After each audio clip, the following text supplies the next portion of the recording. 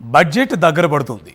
ప్రతిసారిలాగానే ఈసారి కూడా మా సంగతి ఏంటి అంటూ నిర్మలమ్మ పద్దు కోసం ఆసక్తిగా ఎదురు చూస్తున్నాడు సగటు వేతన జీవి.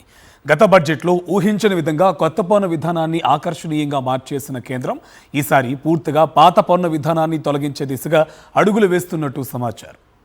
ప్రస్తుతం ఆదాయ పన్ను చెల్లించే వారికి రెండు రకాల పన్ను విధానాలు అందుబాటులో ఉన్నాయి.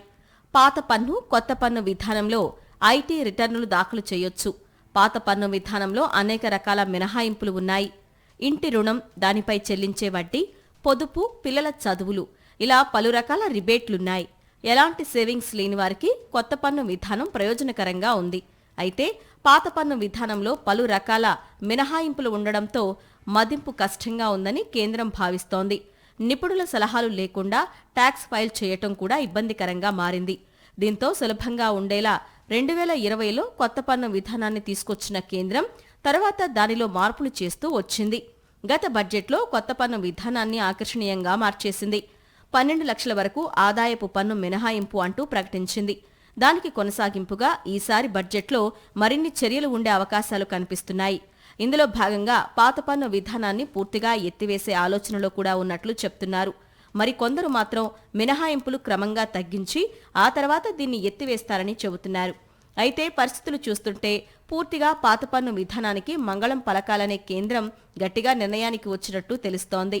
అందులో భాగంగా ఈసారి కొత్త పన్ను విధానంలో మరికొన్ని మార్పులు చేసే అవకాశం కనిపిస్తోంది.